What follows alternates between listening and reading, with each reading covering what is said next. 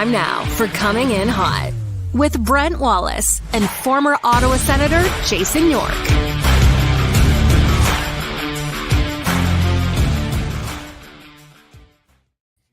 Happy Monday, everybody. Welcome to February. Brent Wallace alongside Jason York. Welcome to Coming In Hot. Proudly presented to you by Bet365. Whatever the moment, it's never ordinary at Bet365. And speaking of today is certainly far from ordinary, Yorkie, but we'll avoid the nonsensical tariff talk and move on. Yeah, I don't want to talk about that. I can't believe it's February, though. I know. Crazy. It is crazy. At least it's not minus 20. I was driving home, went to visit my son. He had a game on the weekend up at Elmira College, and I'm watching because it's a little more south, I'm watching the thermostat in my car. It's like minus 10, minus 15. Oh boy, we hit a minus 22. But the good news is the groundhog came out the other day, Wally. Groundhog Day is not a big day here. They said it's maybe so dumb. There's 3 of them now, I think. 6 more weeks. No, I like that. I like the old Groundhog Day. No, it's dumb. One of the best movies, one of the best comedies, sure. Groundhog Day with Bill Murray. That was great. I am looking forward to the sequels coming out. I don't know when. I haven't seen but there's a sequel, so I'm looking forward. Really? Yeah. I don't know. Sequels for those types of movies are tough to. Oh, apparently the cameos are. Yeah. Okay. Yeah, I think it might be good. By the way, Jack Sanderson says it's minus 32 in Saskatchewan today. So okay, so we got nothing to complain about. It's only minus. It's minus 32. And to warm your cockles a little, we have a new sponsor into the show, which will have you hitting the greens in no time. So yeah, we'll get to that a bit later. Okay. By the way, did your son win? They lost 2-1. They lost 2-1. Hey, minus 32 though. What do they say? It's a dry cold though, so it's all right. So it's a dry cold, Wally. He followed up with it's feels like minus 44. Oh God, I couldn't imagine. You know what, honey? Start the car. We're out of here. There's no chance. Get out of here. Oh my God. Why do you Michael Madden is bragging that he is toasty warm in Australia today. Oh, by the way, Yorkie, I am amazed at the people. I don't need to. We got to get into the show. The number of people from outside this country that watch. Like, I was dealing with a friend, Hannah, who's helped me out with my trip. Is in Japan. I think it's Steve is in Singapore. I apologize if I got your name wrong right at the moment. I got someone in Portugal sent me a note the other day. Like, it's amazing the number of people watch from elsewhere. Of course, we've got Scotland and. Yeah, lots of places. This is a worldwide talk show that we do here. People. So hold on, you kind of slid that in. Nobody knows you're going away. You're going away for 2 weeks to Singapore. We'll get to coming up soon. I'll be running the show here. Gonna run a tight ship around here. We will tell you who the guest host is going to be. Well, once I'm away, you can do whatever you want, I suppose. But there is a guest host lined up. We'll tell you who that is later this week. Once you're away, well, I don't know what happens normally. I'm a little. You know what? I'm very nervous. There's only been twice in the show's history that I haven't been the host, and I am nervous. Yeah, don't be nervous, Wally. You're dealing with a professional here. I've been in the industry now for a long time. Pretty soon, I'm going to start saying I've been in media longer than I've been a hockey player. That's a scary thing right there, Wally. Think about that for a sec. And you enjoy being my teammate more than Paul Coffey or Daniel Alfredson or any of those has-beens. Sure. Yeah. Sure. We'll go with that. Whatever you want to think, Wally. Okay, fair enough. Let's Sens in action. The only game on the NHL schedule today is the Ottawa Senators in Nashville for the Amazon Prime game. We'll set you up for that game. A little bit of history in the last game they played in Nashville. Not in a good way. Whoever is Mr. Big Voice, we used to say this when I used to do radio, and you always have the guy with the good voice doing the ads. Whoever does Mr. Big Voice for Prime NHL is doing a bang-up job. He gets me excited when he talks about the game. Prime Monday night. You know the guy I'm talking about? Yes. So they're by the way, that voiceover market, like there's just people that are professional voiceover artists, and there's a lot of them. It's extremely competitive. It's a wild. I have a friend who's very good at it. Actually, the voice of our show is a professional voiceover artist, Marianne Iveson, who lands like she's landed big contracts that you guys aren't even aware of when she voices. But she tells me about how hard that sector is and the competition. It's amazing to listen to. Anyway, another one. Okay, let's get to work. This show proudly presented to you by Charm Diamond Centers. More than 85 locations across the country through Charm and their sister brands. Get custom ring building delivered in less than 4 weeks with the Charm Masterpiece program and unbeatable pricing policy. Check out the large selection of Canadian lab-grown diamonds and mine diamonds. Apply for the Charm Diamond Flexity card today and get approved for no interest financing on your purchase in minutes. Might be sizing up some Stanley Cup rings later. Okay, all right, I'll settle down. For more information, go to charmdiamondcenters.com. And of course, by our good friends and the official pizza of the Ottawa Senators, and of course, of Coming in Hot, Gabriel Pizza. Don't forget to download the Gabriel Pizza Perks app, and when the Sens score 4, you save more on the app. So if the Sens score 4 the next day, starting at 11 a.m., you can download, go to the app and order a 9-inch pizza, save 40% off. Also, don't forget you can order online, GabrielPizza.com. Plenty of other options out there. And of course, this week, Yorkie, Super Bowl week, and Gabriel Pizza has you hooked up. One of 3 options. Just call them up, order on the app, whatever, and pick one of these, and your party is set. They make great wings, by the way. Wings, pizza, all kinds of stuff. So go to GabrielPizza.com or look online at the Gabriel Pizza app today. Before we get to Nashville, how about we revisit the Minnesota Wild game? And in particular, one little incident. Oh, you're a player. Yeah. You want to go right there. Because there's, as much as I enjoyed the win and it was a solid win, and there's lots we can discuss from that win. Yeah. That I haven't seen a play like that. And I know I'm tunnel vision on the Senators. I don't remember seeing a play that, and to me, it was vicious in a long time. And the Ryan Hartman on Tim Stützle, to me, although there is a hearing set, there's just no timeline for it. That one's wild to me. And you're a player, so you take me through what you're thinking as a player. Nice pun there, by the way. That's a wild one. I haven't seen one like that. It's a wild. He didn't disguise it really well because a lot of times, guys, I'll be honest, guys try and hurt each other all the time, but they disguise it. The old thing of, well, I didn't mean to hurt him. Stop it. When you're playing hockey, you're trying to hurt the other guy, not viciously, but when you hit a guy, you're trying to hit him hard. Just this particular play I'll classify as reckless. You're trying to drive the guy's head into the ice. Like, he's going to get a lot of games for this, Wally. And I think this is going to be his 5th suspension, 5th or 6th. So he's a key defender. Even I was listening, a buddy of mine, a good buddy, senior, actually his son Derry goes to St. X, loves listening to the show, Wally. Probably one of our, never misses a show, old Derry up in St. X. They were listening to a Minnesota Wild, might have been their feed or their show or whatever, and they were saying Hartman's going to get a lot of games for this. So when your own team that covers you is saying that, like, usually, like you said, everyone sees their team through rose-petal glasses is biased, but I think everyone's on the same page here. It's going to probably be double-digit games. You can't in a game with concussions, head trauma, to push someone's head and try and slam it into the ice. Yeah, I haven't seen that one in a while.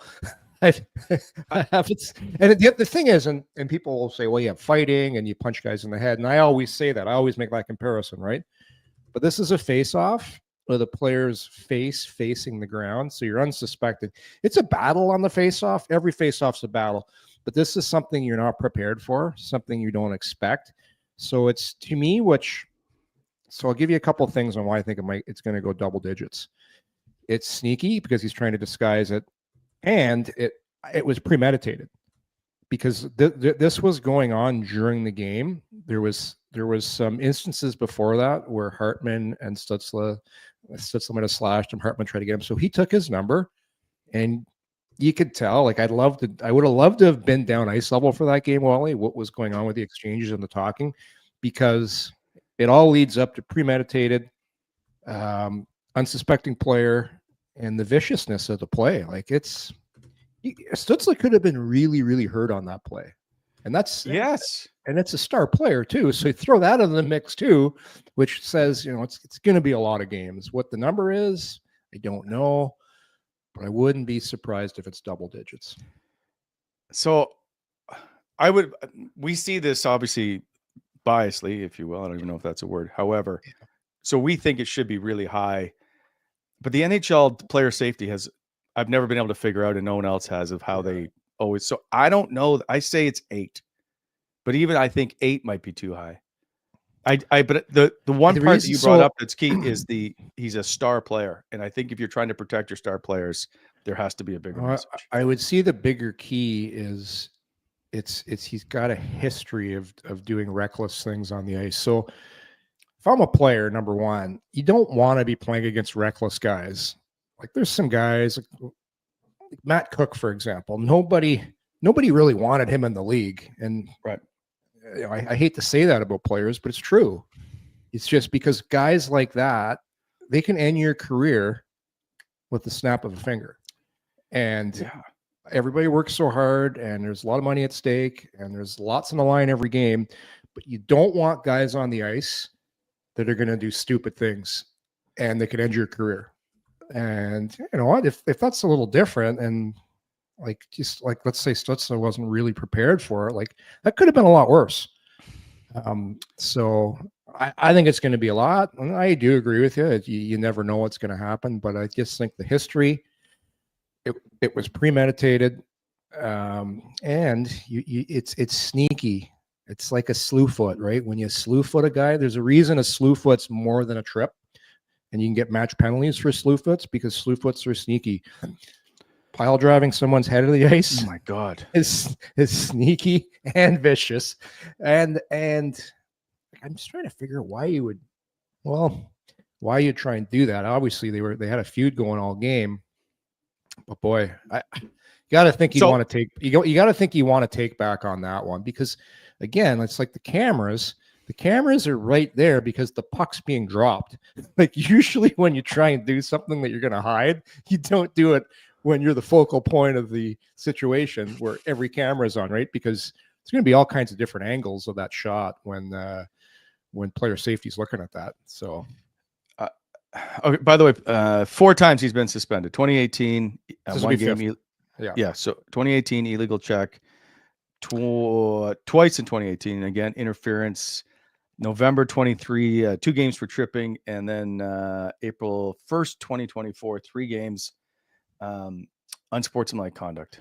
So the thing with the suspensions, and correct me if I'm wrong here, but I believe they reset after a while.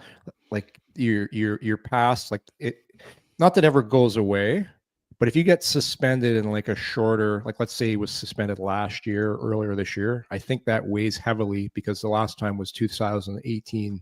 So the history is there, but it's not that recent for him. So that's going to help Hartman a little bit. Well, yeah, I guess. I'm just thinking, and like less than a year ago, you got a 3 game for unsportsmanlike. Yeah. So it's like it's anyway. We can move on. I just think that one is a really vicious play. Now but he wanted to try and get at, let's say Travis Hamonic. They were yapping for a bit. I don't believe Travis Hamonic's going to fight Ryan Hartman, especially with the score. But if someone on the Sens had been a deterrent, does that happen to Tim Stutzle?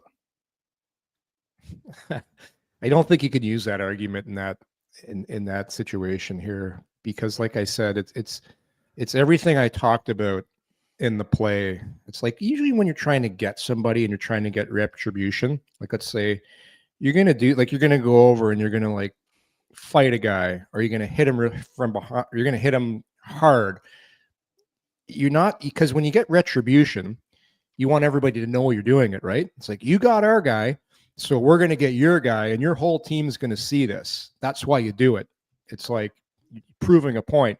It's not hiding it like was kind of done. It's not like going down on a guy and trying to make it look like you're just pushing his back, but you're ramming his head. You know what I mean? Like that's the tricky part of this one, Wally, because it's sneaky. And like, that's the thing with hockey. When you do stuff to unsuspecting guys, that's when this game gets really, really dangerous. It already is. Like, think about hockey for a second. You're on razor sharp skates. You got a weapon in your hands. There's a puck zinging around, like Shabbat said last week, 90 to 100 miles an hour. Like, the last thing you want, being a professional athlete, is to have guys doing shit like that. I agree.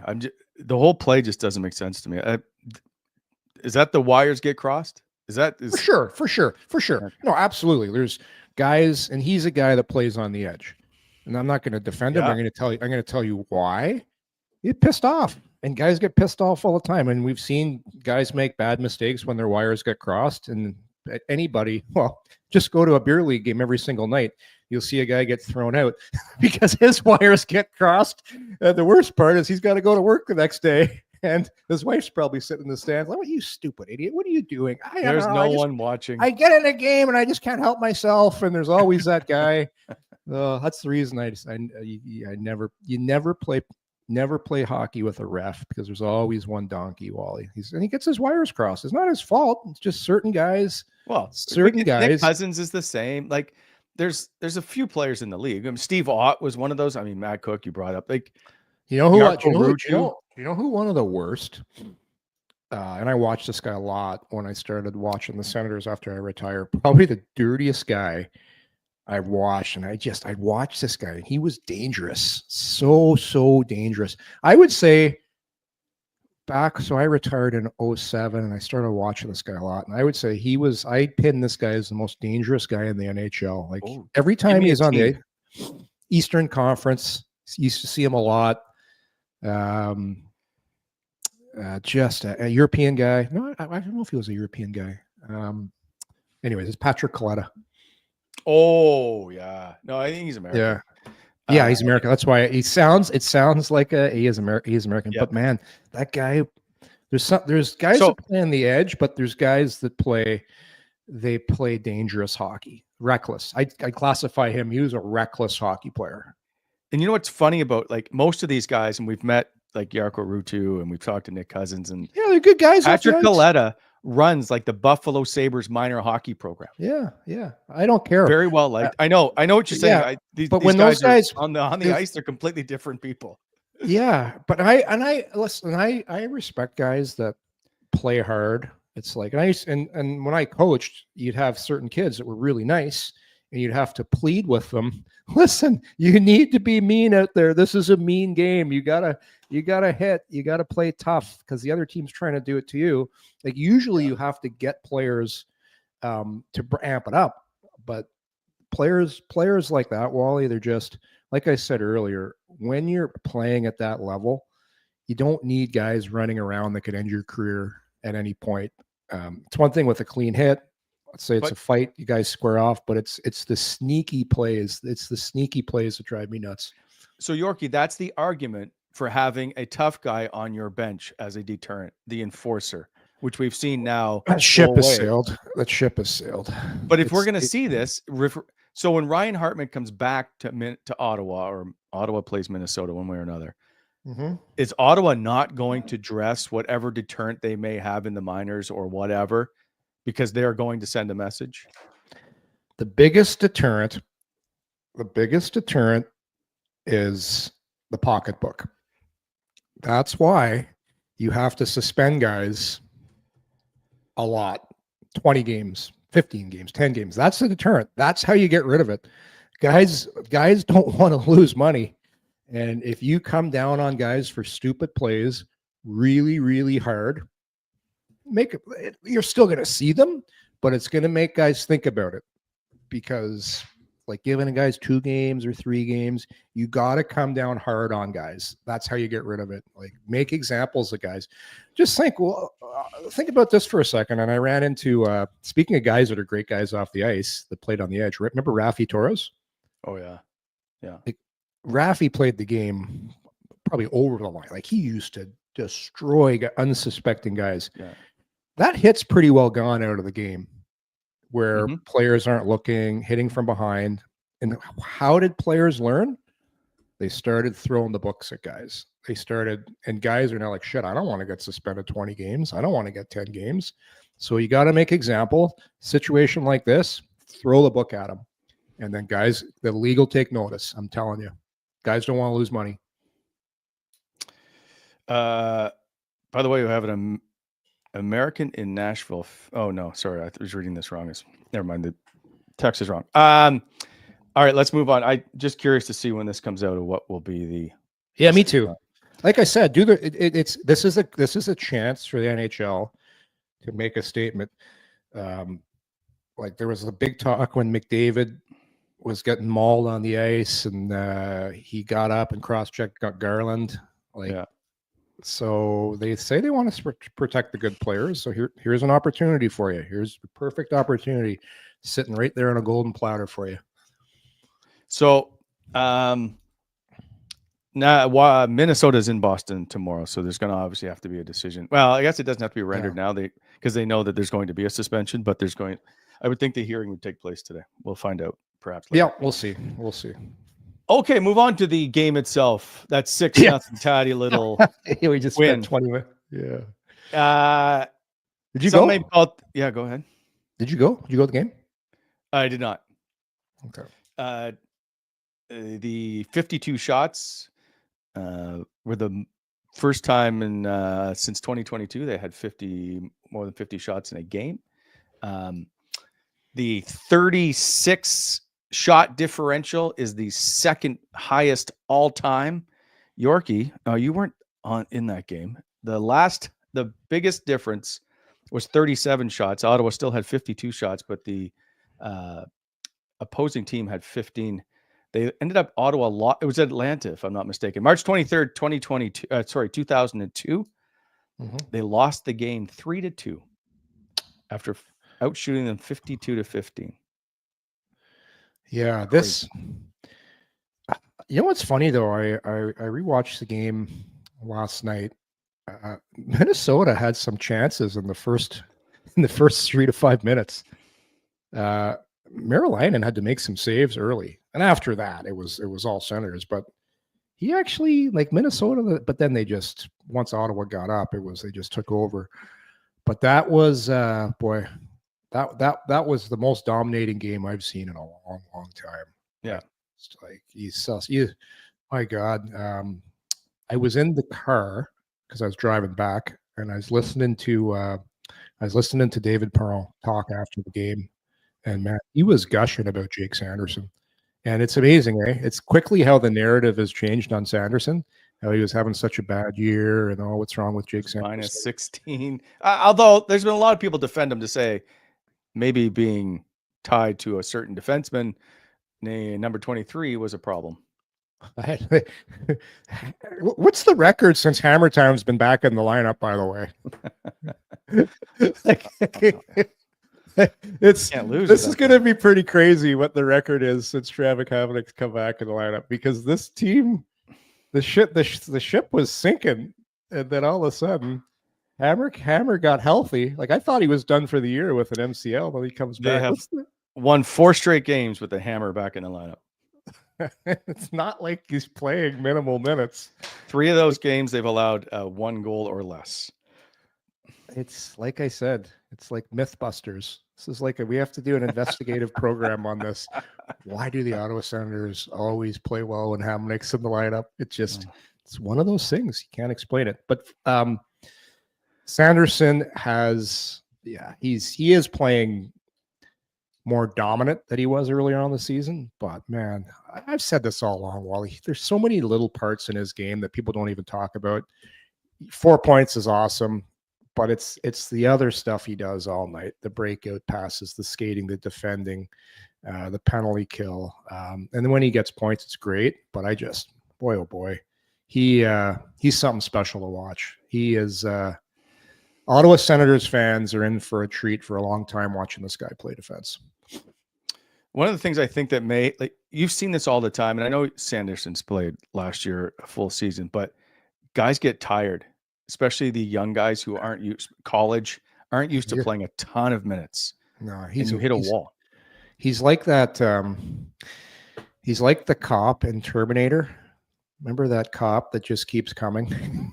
He just never stops. Like, how do you kill this guy? Like, you can't. I don't get it. Like, he's got a great engine. Like, if you look at Sanderson's build, though, it's new. It's the new prototypical hockey player's body, right? Kind of slimmer upper body, big legs. That's 6'2" for a defenseman, but he's lean. Like, he's like a racehorse with big legs, so he can take it, right? And he's young, and not many guys can play that style and play that hard. And I'm talking about defending, plus carrying the puck, plus penalty kill, plus power play, plus end of the game, protecting a lead. Oh, you're behind, you got to play then too. Like, he plays like he's an all-purpose guy, right? Yeah. So, by the way, T1000 is the name of the guy in the Terminator. He's the T1000. Sanderson is the T1000. He just keeps coming. So somewhere, Eric is frantically now clipping a shot of the movie to stick Jake Sanderson's face on T1000. Who was I talking to about Sanderson? I was talking to Dono. I was talking to Sean Donovan about Sanderson because he spent a lot of time with him. Like, when he was drafted, he used to go visit him down at North Dakota. He helped develop him. He said, there's a guy, and it's the total opposite of what most players are like, because everybody loves to get points, right? Everybody likes to like their cookies. They like to get their points. Sanderson relishes, and this is what Dono told me, playing against the other team's top players and shutting them down. That's what he gets the most pride out of that, doing that. And that's pretty rare, especially with guys with an offensive skill set like he has, like the ability to skate, make plays, pass the puck. He got 4 points the other night. But this guy he just loves to play hard. So it's tough to find guys like that. Like, if you look around the league at defensemen that can skate, make plays, handle the puck, like, they usually are decent defensively, but not to the level that Sanderson is. Like, he's a really good defensive player. Like, you see how quickly he closes gaps in the corner, how good his stick is, and they call this defensive stops. Like, when two guys arrive in the corner and he meets the guy, like, it's usually he coming out with the puck. Like, it's just, he makes the game much easier than it actually is. It's very impressive. Those one-on-one battles Ottawa seemingly used to lose a lot are now a hallmark of their game. I don't know. I'm sure there's a statistic somewhere. I don't know where it is, of the amount of board battles they win. What they do too is it's all about having support. Like, when you go in the corner, it's pressuring guys, having support, and they call it shrinking the zone. So a lot of teams will be down low with the puck, and if you can outnumber them, shrink the zone, you have a much better chance of getting the puck. A lot of teams now, every team does this now. They'll give up back to the point, and then the players will go out and they'll get in the shooting lane and block it. But teams will shrink the zone and the D zone to win those puck battles. But with Sanderson, he doesn't give you a lot of time and space to make a play, and it's because of his skating. That's what makes him so effective. So I hate the term statement game a lot. I think the Washington game may have been a statement game. They did take on the best road team in the league, who was dominant in the National Hockey League on the road, and shut them completely down. Like, didn't just shut them out, they shut them down. Did you hear John Hines after the game? He was pissed. He was pissed. Basically, said they quit, stopped playing. They did. I will say that. Yeah, but give full marks to Ottawa for, he used to call this, you impose your will on another team. You just keep coming. He's coming. The puck just seemed to stick to the guy's sticks against Minnesota. Everything they were doing was going right. Although I was wondering when Brady was finally going to score. The guy could have had 3 goals halfway through the game, but it's just every line was coming. Everybody was skating. They weren't given time and space to Minnesota. And feel bad. How about poor Gustafson? I let him in for all. Keep him in there for all. I kept waiting. I was like, I know. I want to see the flower. Pull him, right? They're going to pull him at some point. They're going to. Yeah. Nope. But that wasn't the Washington game. To me, was a statement game. And when we had Shabbat on, he talked about how big Washington was and how they had to be ready to play that team because they were the best team in the NHL. So it's going to be interesting here because it's not going to get any easier. Tonight, Nashville. I know they're not technically having a great season, but always a tough building to play in. But boy, Ottawa has man, oh man. And to think, Wally, it's still not safe to breathe. Like, yeah, they've won a lot of games. Yeah, they're in a good position now, but there's teams just right there. Everybody's right there. So it's you can't take your foot off the gas. This is going to be such a fascinating and fun stretch ride to watch here. But because look at the standings. But if Ottawa wins tonight, Yorkie, they're 2 points back of second place. Crazy. But they're also is it 2 points, 3 points out of a playoff spot? It's bizarre. This week will be crazy. So, like example, just when you think Detroit's done, Detroit's done, they're terrible, they're not going anywhere. Oh yeah, they got 59 points. They're 1 point behind Ottawa, and then you look. Oh yeah, Columbus is 1 point behind Ottawa. Oh, Tampa Bay's right there, and they got a game in hand. Boston Bruins, they're not going away. Everybody thought the Rangers. Well, it's going to be tough for the teams like the Rangers. I said this a month ago. Montreal's not making the playoffs. They're just. Everybody was all excited about. They're just not there as a team yet. They're too young. They've had a nice. We saw this with Ottawa. I feel like 2 years ago they made that run, got to within 6 points or whatever, and then they got hot too early. They got hot too early, and I think anybody below the Bruins right now. So the Islanders, Rangers, Habs, Penguins, Flyers, Sabres are all out. I think it's now those 4 teams will fight for those 2 playoffs, and I guess we can say Ottawa, but 3 playoff spots, 5 teams, if you will. I know Columbus is in the Metro, but they faced Columbus 3 times down the stretch. Yeah. No, geez, Columbus. I can't figure Columbus out. Like you look at that team on paper, you're like, how does this team win? It's been a great story. Yeah. Of all the teams that deserve something good, and I know deserves got nothing to do with it, but if give them a little bit of a break of what they've went through with Johnny Gaudreau, and my God, I can't even imagine. But it's been a nice story. But you look at that team, you're like, okay, how are these guys winning? They just play hard, they get saves, and they hang around. Yeah. By the way, Kyle Donnelly said, when did the Wings get into the playoff talk? Under John Hines, they have won. I forget what it is. 15 or 16 of the last 19, 20 games. It's crazy. They're 16, 3-1 or something ridiculous. They're in the playoff talk. They're one behind. They're coming. But that coaching change, the Todd McLellan coaching change has done wonders. Yeah. He's a really good coach for getting your team to the playoffs. That's what he specializes in. He's very detailed. He knows the guy's been around for so long. He knows what it takes to get in the playoffs. So yeah, coaching bumps for real in Detroit. So watch out for Detroit because he's got those guys going.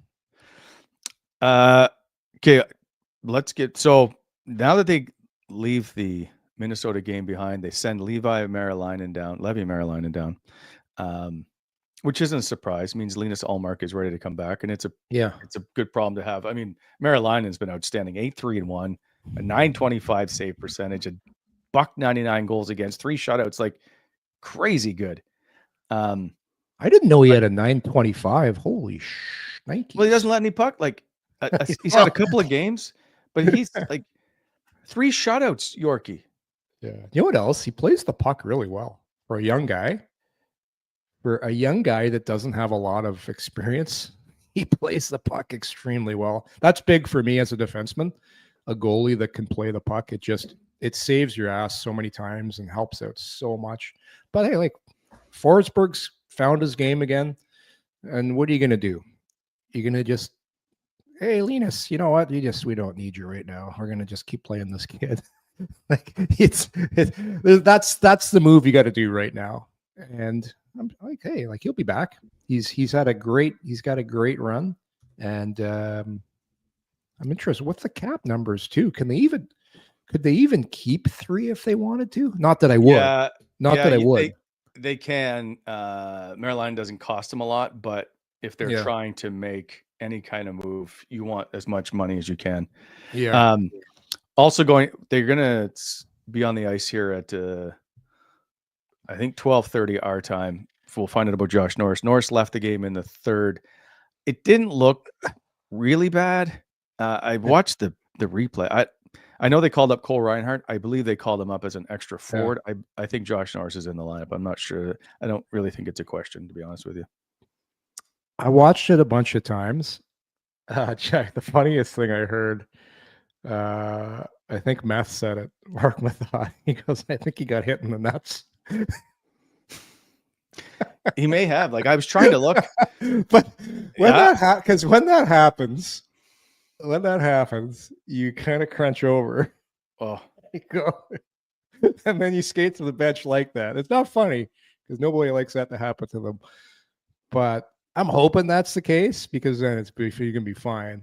But number one, there's nothing wrong with his shoulder, so that's the great news.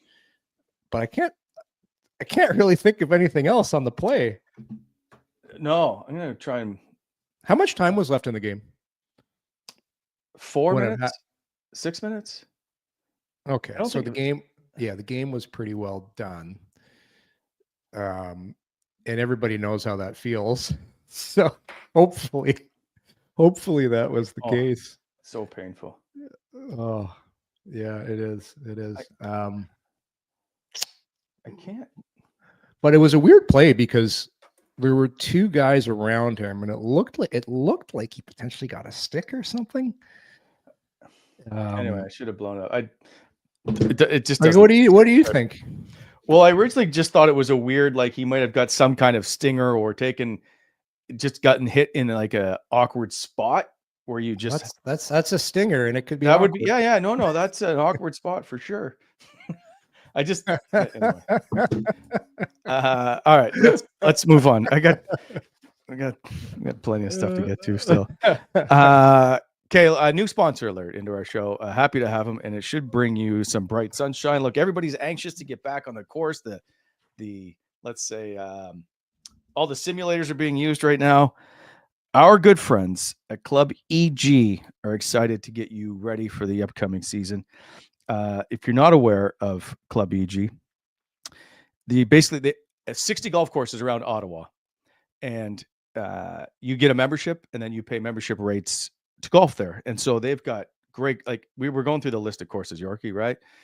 Jake, you can come back to us if you want. Is Equinel, the Marshes, like I'm trying to remember all. They basically have every one that we looked at. They also run things that you may not be aware of, like the Ottawa Sun Scramble, the Ottawa Citizen Golf Championship, the Commissioner's Open, that PGA Tour Stop event, the ePGA Tour America's event at Eagle Creek, the one that Claude Giroux played in. They do tons of golf leagues, but basically the Club EG is a fantastic golfing package if you're looking for it. And right now, if you go to clubeg.com, you can they have early bird specials going on right now. So sorry, clubeg.golf, I should say. And over the next 12 weeks or so, we have passes. We have got passes for foursomes, the Marshes, Equinel, Hammond Golf and Country Club, the Sorcier, Mountain Creek, just to name. So we're going to give those away to you guys as well. But Club EG, just check them out, clubeg.golf. And just take a look. If you got any questions, you can even email us if you want, or you can send them an email. They'd be happy to help. But clubeg.golf, welcome aboard. Happy to have you. And I know Yorkie would love to chat golf all day long. So I'm not sure if this is exactly the right thing we need in the show. You're muted. That's why it's been so quiet. This has been the best part of the show. Yorkie, I don't know what. There you are. Welcome back. I'm back. No, you're on your AirPods. Okay. Jake, is there a fine for this? if you're in the middle of the show and you mute yourself, is there a fine? Jake says yes. No, Yorkie, you're muted. It's an in-person hearing later today.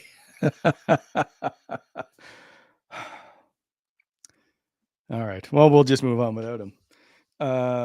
This is where I can give away free stuff. Yorkie says you can have a party at his house during Super Bowl week. Just quickly email the show. We'll pick a winner. Oh, Jason.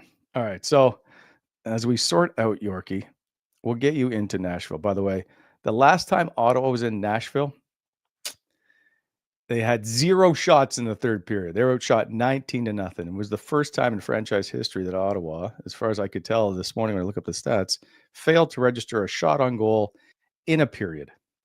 And they struggle in Nashville to the tune they are 1-8 in their last 9 visits. Nashville, not a fun place to play. Well, it is actually. That's the problem. Yeah. Nashville's a great place. I'm back. Nice to hear you. Yeah, you just caught you. I caught that Nashville is not a fun place to play. Yeah. Back up the truck here. Yeah, no, I meant the game itself. Yeah, I meant the game itself. But for some reason though. Well, I know the reason. You go in there, you're excited to go to Nashville. We got a game to play here. Let's take care of business first. And you're there the night before, so you're like, okay, this game is important, so no one's going out. We're going to go out for dinner, and we're going to be in by 11. Those are the team rules the night before a game. But, yeah, Nashville generally plays well at home. And even when I played there, it's just I don't know. There is a true home ice advantage there. But for Ottawa, they just got to keep doing what they're doing, Wally. It's like I said, this has been the last couple of months here. Even when they were losing those games, the offense was dried up when they were losing those games. Remember, they couldn't score. We were doing shows. It's like, is this team ever going to score again? What's going on with the power play? But even throughout that whole situation of the goalless droughts, their structure was still good. They were still defending like they are now. And that's been the one constant this season, the way they defend and the way they hang around in games. It always gives them a chance. And when their offense starts going, their power play starts performing like it is right now, there's something to watch. So, well, like I said, they got to take care of business before the Four Nations break comes here, because, man, it's just I still can't believe how tight this division is. It's crazy. It's crazy for how well this team's played, and they still don't have any breathing room. So you brought up they're doing little things, right? And you talk about them not getting really blown out of games. Remember, the second periods of this team were atrocious, and they used to be when they would lose games was in the second period. And so I was like, they've been really good in the second period of late. So I went back and looked over like a 6-year stretch. Jake, we have it somewhere. The second period, I'll call it the collapse board. They from 2017-18 to 2022-23, because I did it without the last year was the coaching change, and it was just all. They were last in the league in goals against or for. They gave up the most goals in the second period of any team. 1.23 goals in the second period. They were losing games based on just the second period alone. This year, they're third best. They've given up 41 goals through 52 games. 0.79 goals against in the second period. They've completely changed. I know people are like, well, it doesn't really matter. It's just all these little things start to add up at the end of the day. And I thought that was one of those things that just shows they're just turning that game around completely. Well, second period is the setup period, right? Because usually the stats are, if you're leading when you get to the third period, the percentage of winning a hockey game goes through the roof. So, yeah, it's look at the stats. It's crazy. I remember watching this team, like the second period was coming, like, oh boy, this is going to be buckle up here. It's going to be a rough ride. But that's the sign of a team that's playing the right way. And this is the message that Travis Green, Mike Yeo, Nolan Baumgartner, Daniel Alfredson, Ben Sexton, they've been drilling through the players' heads since day one. You guys play the right way, you're going to have a chance to win every night. don't beat yourselves. That's what this team used to do before. Yes, that was my point. Yeah. They would beat themselves. It was either a horrendous turnover at the wrong part of the ice, a blown assignment in their own zone. Why is that guy so open in front of the net? How many times have you said that this year? Sure, you've seen goals where a guy, because there's always going to be plays. It's a rebound, bang, bang, he gets it. And that happens. But think about the past, Wally, when a guy would be blatantly wide open in front of the net, or the back check wouldn't be there, or the distance between your forwards and your defensemen, the gap was like, the cheating. It's called low percentage hockey. Yeah, that's what they were playing. Now they're playing high percentage hockey, and when you play it, you just give yourself a chance. The percentages to win just go up so much more when you play this way. The other thing too, a couple of things. One, first and drawn penalties, right? Yeah. So always moving your feet for the most part. The other one is best record in the National Hockey League, highest winning percentage when scoring first. They're 880 when scoring first. It's crazy. I think in 25 games they're 22-3. They're just doing a bunch of little. That was the only point I was trying to make. It wasn't some long chat, but that was just what I wanted to point out. Did you?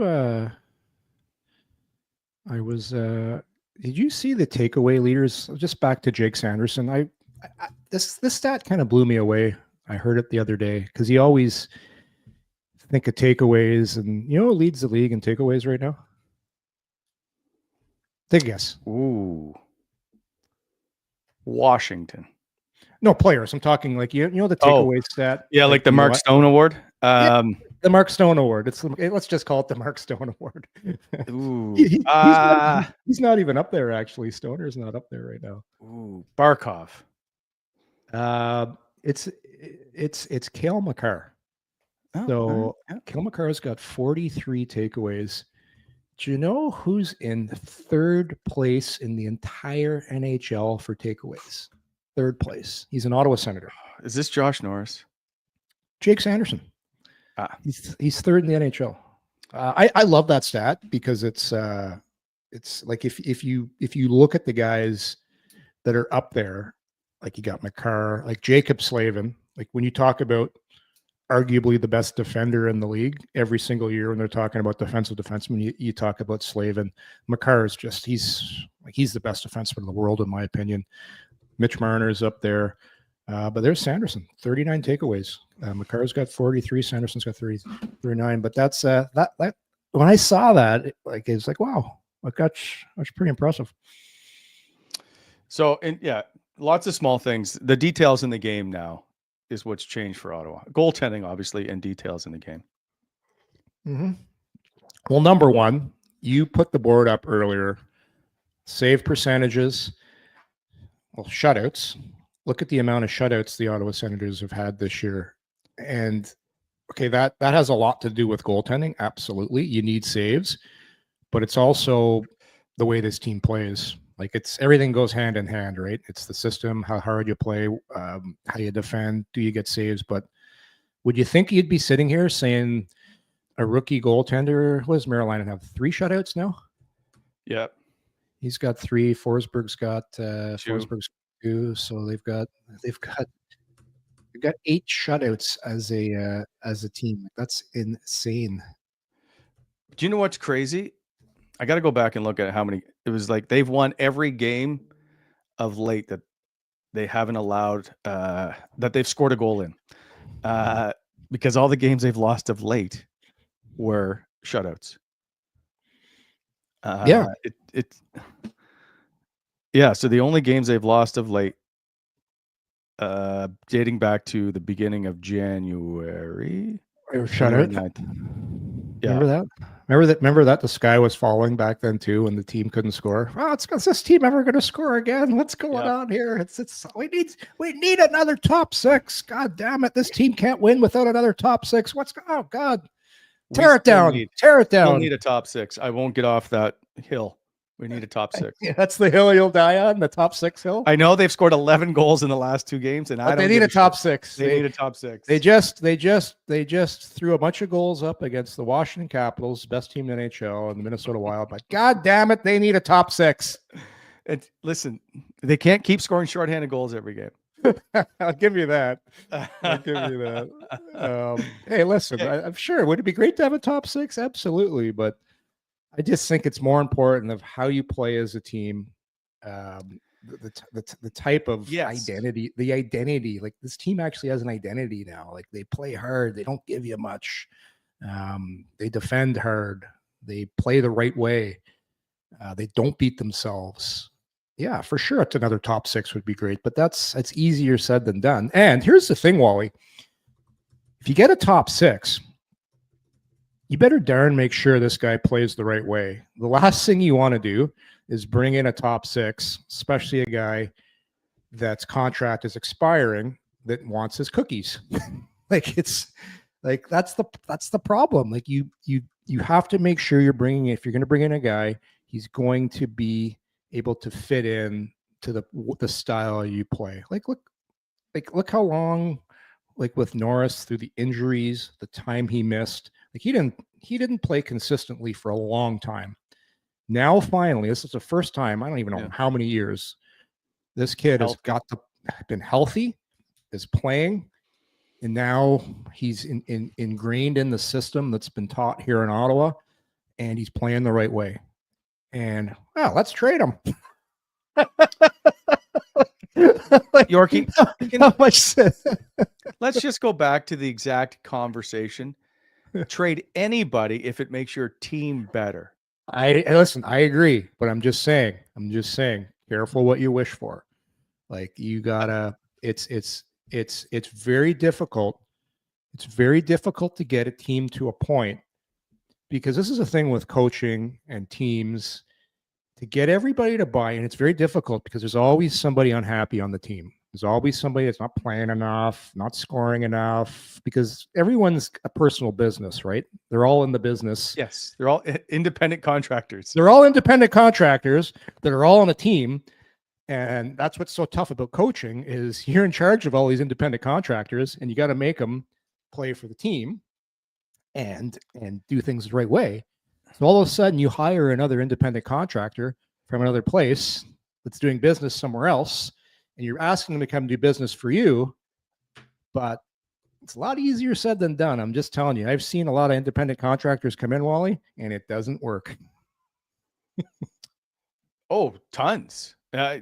And in recent memory, the one that'll always is, well, one, the haul Nick Foligno got out of Toronto, and 2, the trades they made for Nick Foligno and Taylor Hall in Boston that never panned out for them either. Like I agree with you completely of trying to bring guys in. You could go back to Peter Bondro when they brought him into Ottawa, or Tom Barrasso. There's not very often. And now that I think was why you're seeing all these trades done now. Earlier. Yeah. Get them acclimated. Like, why are we waiting till the deadline to make, like, I understand the business economic side of why they do it that time, but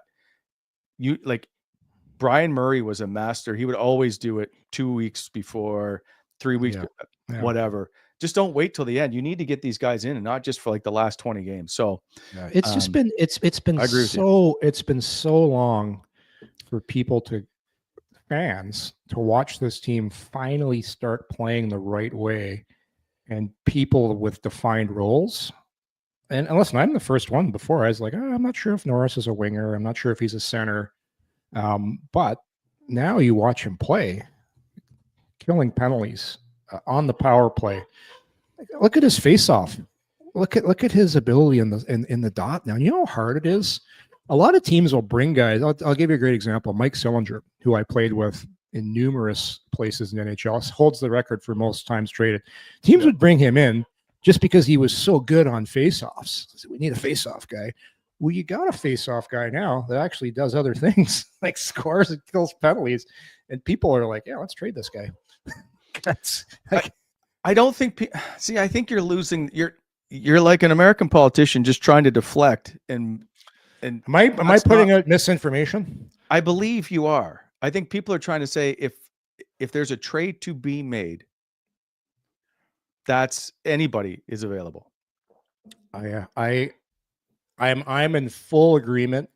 Anything that you can make to make your team better. My point is it's a lot more difficult, and there's so many more moving parts than people understand.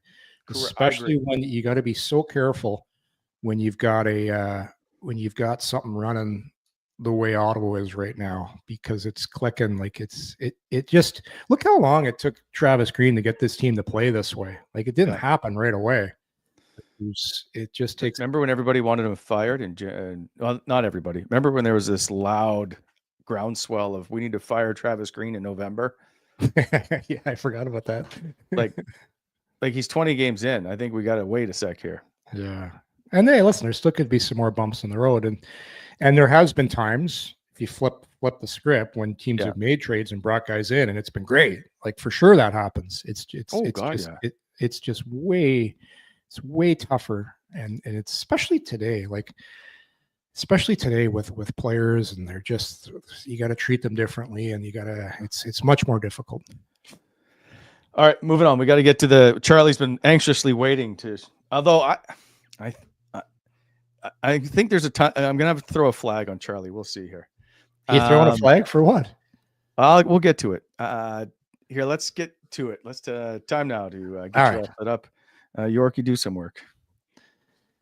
All right, let's thank our good friends at BEI Excavating, helping to shape the Ottawa Valley as always with equipment rentals, topsoil aggregate sales, as well as custom crushing and screening, hot mix paving. They can help you with all those things. So when you're planning your next project, please consider BEI for all your aggregate supply needs. You can give them a call at 613-432-1120 or look them up on the web at bonishirexcavating.com. And of course, as always, our proud presenting sponsor of Bet365. Open an account today. Bet on a huge range of markets, but only one NHL game tonight. So whatever the moment, it's never ordinary. Bet365. Use code NATION, all capital letters, NATION. Must be 19 years of age or older. Please play responsibly. Download the app today. And if you take a look, Nashville is the early, I think, odds-on favorite in this game, if I'm not mistaken. Maybe a little bit of a shock. Let me just double check. Yeah, they're the odds-on favorite. Now, if I was betting the odds, I would probably take an Ottawa victory in that just based on the odds. However, we'll get to that in a sec. Here is a look at the Challenge Cup standings as they currently stand. Boy, Jake, really quick to have that, didn't you?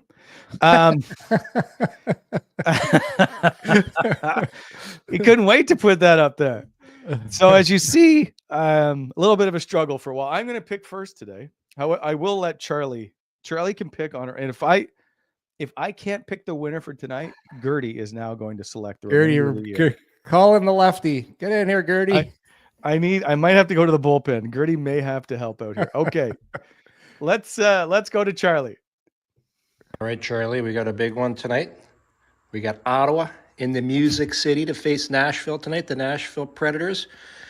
Ottawa's playing some great hockey right now, but they need to keep it going because it's tight in the Eastern Conference. So who do you got tonight? Do you got Ottawa or do you got Nashville? Who's it going to be? Oh, Charlie is going with the Ottawa Senators. Okay, Yorkie. She was right in the middle, Wally. I know what you're going to say. I park her right in the middle of the two emblems, the two logos. By the way, the Nashville was your arts and crafts was a huge F today. That's terrible. I know. But the Sens is always on that side. She always goes to the right. That's not true. Not true. Somebody said the same thing. And then I flipped the logos and I can't explain it. There's just, she knows her hockey. Like you keep going against her. You haven't learned your lesson yet. It's not, don't blame me. Don't blame me. Don't blame the dog. She's a dog, for God's sake, Wally. How smart can she be? Pissing me off. So very wise. She's very wise though. Linus Ullmark he's got to be back in goal. There's really no reason to send down Marilainen. He'd be backing up though. Because you're not going to have him back up. It just, if he's good enough to back up, he's good enough to play. That's the whole point. Well, sometimes, a lot of times, you want to get him back into the game ritual. travel on the road, stay in the hotel. Traveled last trip. Yep. Take the pregame skate, take the warm up, get back into the field, be on the bench again. He hasn't been on the bench in how long has it been now? It's been a long time. December 22nd, Edmonton. Get him back into the feel of the game, get him on there with the guys. So I wouldn't be 50-50 on if he's playing or not. Because what's like Forsberg, who do you got? You got Tampa coming up back to back, right? So yeah, maybe you go Ullmark tonight. That's why you're right. Like Tampa's a big game. So I think you have the guy that's ready, who's been playing well. I think it's Forsberg tomorrow. Yeah. That allows Ullmark 2 days rest if there's any issues whatsoever, which there shouldn't be. And then he faces Tampa and then Florida and closes it out. Yeah, man, Forsberg's been so good lately, though. He's been really good. And he's feeling it. So yeah, I'm good either way. But I'm just thinking they're probably not gonna have a skate tomorrow. So as far as the full routine, the whole players tomorrow will be an optional. Yes. They won't even skate. So I think Ullmark probably plays because of the whole preparation, gives him a better chance to go tonight. So Linus Ullmark's in goal. Team has won 4 in a row. They're trying to get to 500. They're 1 game below 500 on the road. They've lost 2 straight on the road. They struggle in Nashville. But Nashville is a terrible hockey team this year. I'll tell you, Nashville is 18-26-7. They have a goal differential of -30. 12-9-3 at home, Wally. 6-17-4 on the road. But hey, they're at home, like you said. They're over 500 at home. They've always had good goaltending. They've lost 4 in a row. Oh boy, they're waiting for something to happen in Nashville right now. They're waiting. Yeah, for sure they are. I don't know what that is. Something like they do have a pretty good. They don't have any centers. They got a bunch of wingers that are goal scorers. That's the problem. Man, if you're Roman Josi, what are you thinking right now? You thought, man, they're bringing in all these players. It's going to be great. It's been a disaster. Yeah, hasn't been good. Feel bad for Trotzy. He's a good man, Barry Trotz. But yeah, they're going to make some moves there. You want me to go first? Want me to take the heat off you? Well, no, because I think you're just going to pick the Sens because you're just that guy. You're like, I'm just going to pander to the crowd. I am a Nashville Predators alumni, though, and two of perhaps the happiest years of my life were spent in Nashville. Kids went last two happiest there. Kids went to great schools, had great neighbors. It was great. People are so friendly there. I had a great spot there too. While I lived in a beautiful gated community. Were you where were you in Franklin? Isn't that where I was in Franklin, Tennessee. Lived in a little area called Laurelbrook. My neighbor used to come over. They all call you like, Mr. Jason, how you doing today? I'm pretty good, Mary Beth. So this is a very sporadic team. They win 3. Yeah. Lose. I don't know. I don't know why this is taking so long. Like, come on. People are going to turn the show off. No, this is a worldwide hit. They can't now.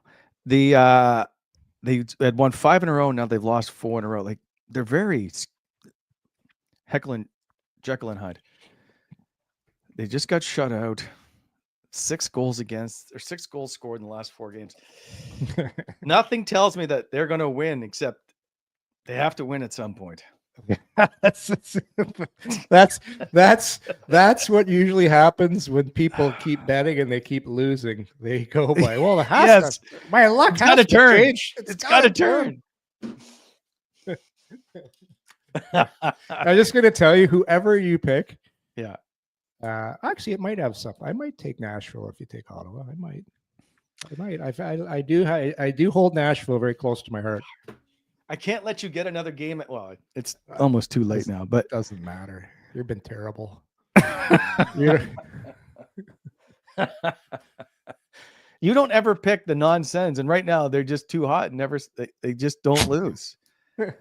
Well, never say never. You never know in this business. There's 2 teams out there. They got Saros is a world-class goaltender. They could do it. they can score. Mm-hmm. Like the 3 games before, they scored a 20. Ryan O'Reilly right now is 19 wondering goals. which team he's going to get traded to. Where am I going? Would you take Ryan O'Reilly as your third line center in? I don't know his contract. I love Ryan O'Reilly is nails. I love this guy. Love how he plays. That's a playoff guy right there. I take him on my team any day. I'm taking Nashville. Me too. I'm gonna take Nashville too. Just kidding. I'm taking Ottawa. Oh, of course you are. I'm not. Why would I go against Ottawa right now? The way they just beat Washington, they just beat Minnesota. The power play is working. They're getting good goaltending. They're feeling the vibes. They're in Nashville. They've probably had a great team dinner last night. Probably had an awesome steak. Maybe 1 glass of wine. You can have 1 the night before a game, maybe 2. That's it. And good sleep. And they're ready to go. Go in Ottawa. Charlie and I are Team Sens. You take. Everything points to an Ottawa victory, which is why I'm just trying to be a contrarian. How's that been working for you? Not very good at all. No, Jake. No, Jake.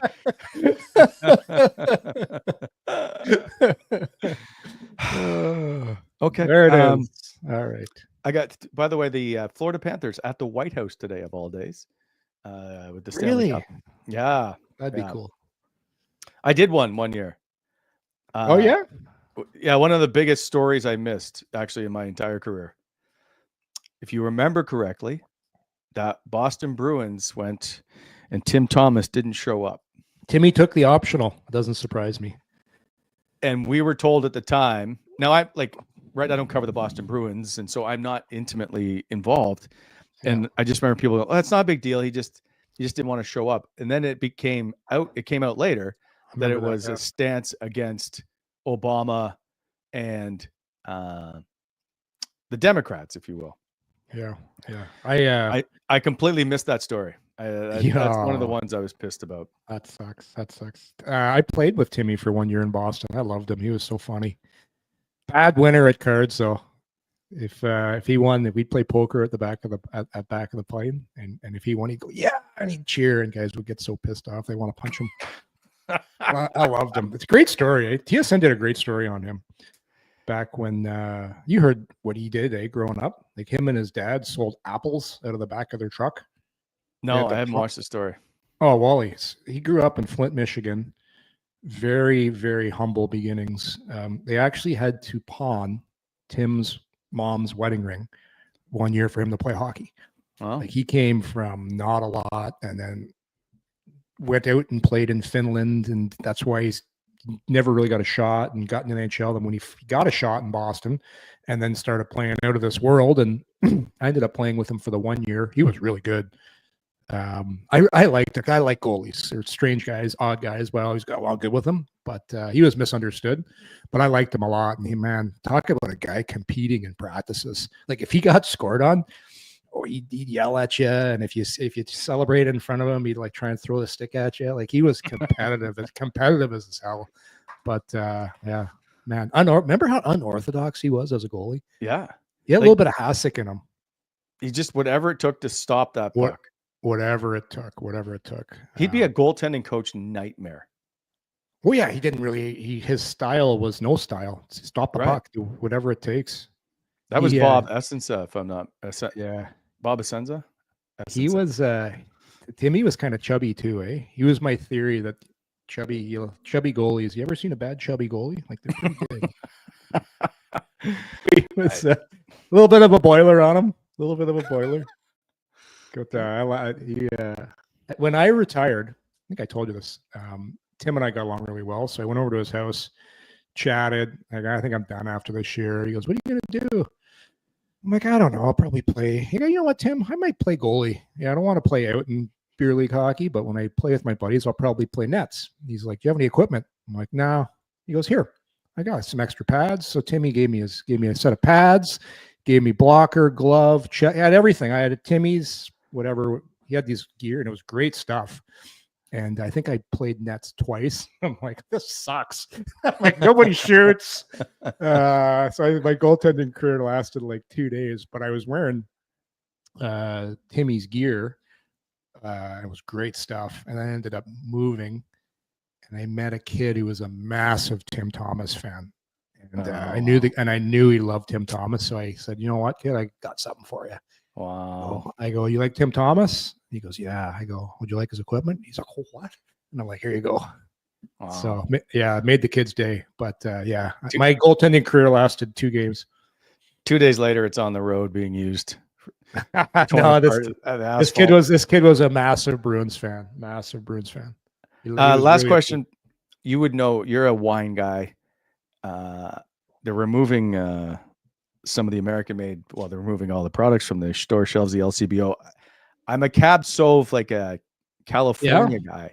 So I'm wondering if you have any recommendations of other worldly Cab Sauvs that might be good. Do you know what, Wally? We had a chat about this last night, Laurel and I, because we like our wine too. California wines have a lot of sugar in them. Yeah. Go over to take a little journey over to France, my friend.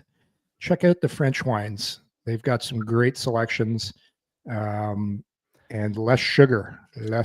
California got a little heavy, but there's obviously some great California wines. Might go. My fridge is good though. I got the wine fridge.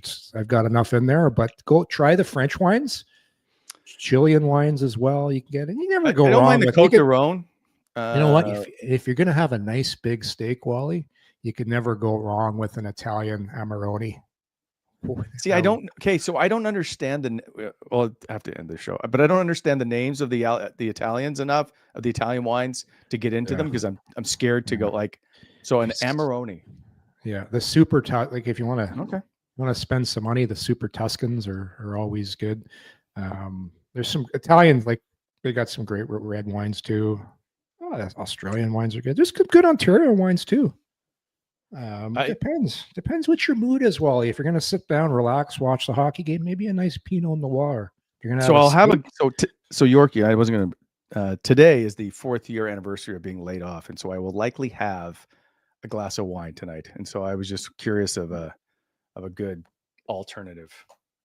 Yeah. Well, what are you going to have for dinner? Let's start with that. Have a steak, burnt steak. I had steak last night. Lisa made a lovely steak dinner. She's not letting you near the grill.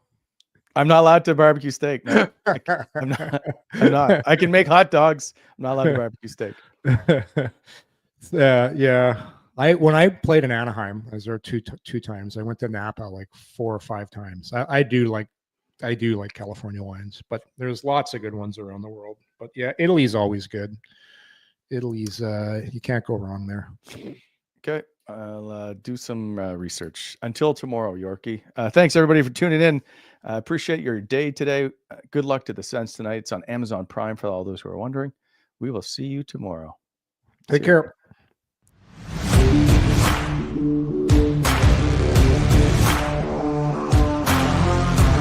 Thanks for tuning in to Coming In Hot. If you enjoyed the show, hit that like button and be sure to subscribe to never miss an episode.